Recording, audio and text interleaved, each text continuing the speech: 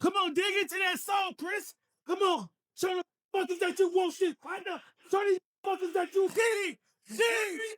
There we go. There we go. There we go. Make them combinations fast. Come on. Trust in your speed, son. He got that killer instinct. You know what it takes done. 4 minutes. That's why it's easy training with him, because he trains so hard. Training in my camp, I love combat. I love testing myself. What's the word, Chris? Did some cardio earlier. No, Wednesday we got 12 rounds, son. 12 3-minute rounds. Inside the camp, the energy feels almost explosive as Chris Eubank Jr. sharpens every weapon in his arsenal under the relentless gaze of his legendary father. Chris Eubank Sr., with the long-awaited rematch against Benn finally drawing near. The two are merging old-school discipline with modern, calculated precision. Eubank Sr.'s trademark toughness, structure, and warrior mentality are shaping every moment of Junior's preparation. What's happening inside this camp is more than just training. It's a living lesson in heritage, self-belief, and the hunger to reclaim a narrative built over decades. This is my first full camp in Dubai. I've actually, I've wanted to train out here more consistently for a long time. It's the perfect environment. The gyms are amazing. The nutrition, the food, the sun. As long as you don't get distracted with all the distractions of Dubai, I think it's an amazing place to kind of focus and hone your skills in the fight world.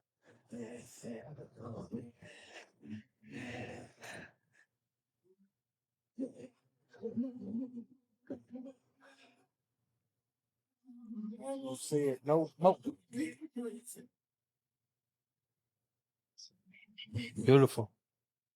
Beautiful. Work the rope. Work the rope. As the second showdown between Chris Eubank Jr. and Conor Benn approaches, that electric buzz inside the gym only grows stronger. Their first meeting at Tottenham Hotspur Stadium in April 2025 ended with Eubank Jr. taking a unanimous decision after 12 bruising, unforgiving rounds. That night demanded everything from both fighters, and now, with the rematch close, the stakes feel even heavier. To get into this fight and find his range, but find his range he did. They just exchanged the rounds one by one. Eventually, Conor Benn looked like he was slowing down, but he found a second wind and managed to take it back to Chris Eubank Jr., particularly just with really aggressive punches. Chris Eubank Jr. working the body, Conor Benn trying to find that knockout punch. It was chaotic, a barrage from both fighters in those final few rounds, and so hard to call. On the fan scorecards, it was level, 114 to 114, and no one could separate these two. But you heard it there. Chris Eubank Jr. wins, and not only does that on unanimous decision, but does it to inflict Conor Benn's first ever professional defeat. According to CompuBox, Eubank Jr. connected with 367 of his 912 punches, while Benn landed 215 out of 593. Even though Eubank Jr. was the older fighter and physically stretched to the limit, he still dug deep and came out on top. But concerns surfaced immediately: the extreme weight cut, the dehydration, the missed weight by 0.05 pounds, the fine, and eventually a precautionary hospital visit. Now, entering the rematch as the favorite, he's determined not just to win, but to finish the job with no doubts left behind.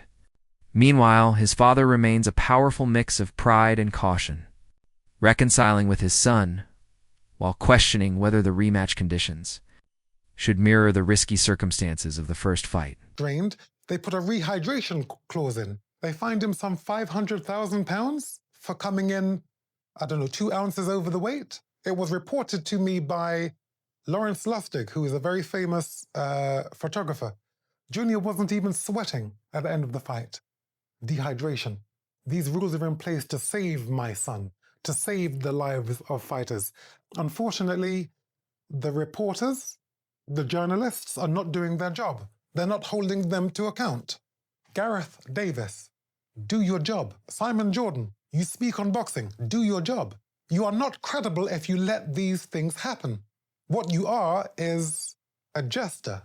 As I said after the fight, Conor Benn is an extraordinary fighter. Fighting at 156 or fighting a fighter at 160, he doesn't get back down to 147. And if he does, he's not the fighter he could have been. They are dangerous. They are reckless. If the Boxing Board of Control don't do what they're supposed to do, which is to block fights from happening which do not abide by the weights and the rules, you are baboons. I'm not a baboon, and I know this life. I've gone up to cruiserweight, fighting Carl Thompson. Watch that fight. Both of them, where you're watching one man who is almost twice the size of me. So it seems, I say this sparingly, seemingly killing me. And it looks like a fight because a smaller guy, me, has heart. And nothing's going to stop me. No threat.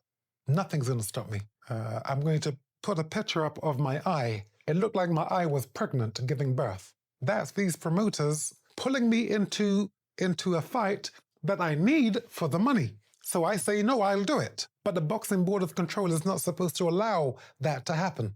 So now when I speak on it for my own son, people say, oh, well, you know, he's overreacting. I'm not overreacting. I don't overreact. Inside this new training camp, the focus is sharper than ever. Every session is fueled by discipline, reflection, and a determination to fix the mistakes from their first encounter. Eubank Jr. has openly admitted that the first victory came from his grit and experience more than from a flawless performance. And now he's devoted to turning that willpower into a more dominant and decisive display. This camp revolves around adjustments, upgrades, a mindset that refuses to repeat old errors. Tell us a little bit about what that session involved and the benefits for him. We call that the Xbox, 6 different stations. You got 3 coaches, you got 3 different obstacles to push you as far as your power shots, your speed, your slipping, your rhythm, your sprints, your endurance on throwing your power shots and stepping over. So we usually do that once a week to push the fighter, and then every week we go up. Pick it up, pick it up, pick it up, pick it up. Push it. Push. More. There you go. There we go. Come on, let's go. Come on, kid. Here we go. Keep it up. Come on, keep it up. Go. Come on, keep it up. Time.